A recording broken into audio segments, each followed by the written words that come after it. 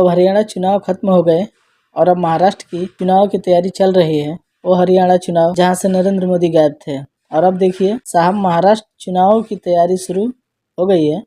प्रधानमंत्री नरेंद्र मोदी मुंबई मेट्रो का उद्घाटन करने पहुंच चुके हैं। अब तय है दोस्तों, चुनाव आयोग किसी भी पल सामने आ सकता है और महाराष्ट्र की चुनाव का घोषणा। और मैं सिर्फ मुंबई मेट्रो में प्रधानमंत्री की जलवे की बात नहीं कर रहा हूँ, मैं प्रधानमंत्री की भाषण की बात कर रहा हूँ। प्रधानमंत्री ने अपने भाषण के जरिए ये सबूत दे दिया है कि महाराष्ट्र के चुनाव में भाजपा का तेवर क्या होने वाला है।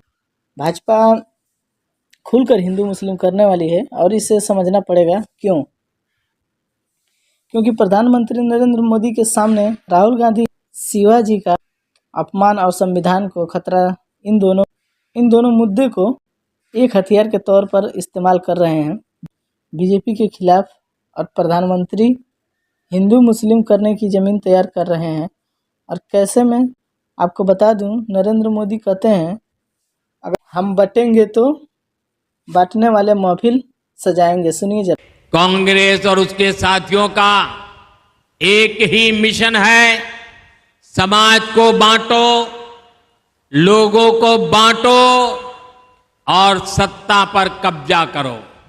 हमें याद रखना है, अगर हम बटेंगे तो बांटने वाले महफिल सजाएंगे। और मैं फिर कहता हूं दोस्तों, ये प्रधानमंत्री की ये बौखलाहट नहीं तो और आखिर क्या है। दूसरी तरफ गोदी मीडिया पूरी तरह से लग गया है।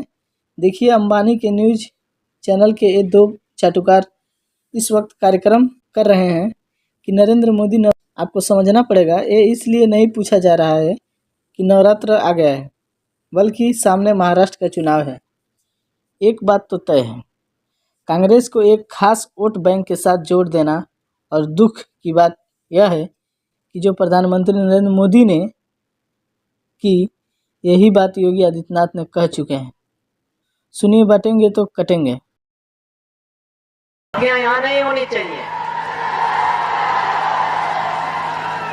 बांटेंगे तो कटेंगे, एक रहेंगे तो नेक रहेंगे।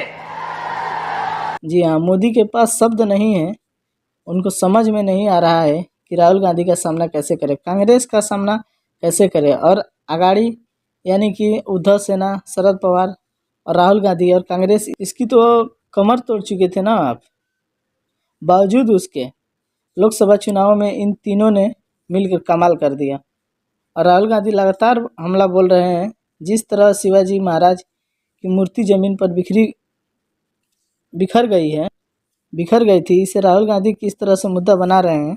उन्होंने सीधा प्रधानमंत्री को घेरा है इस मुद्दे पर।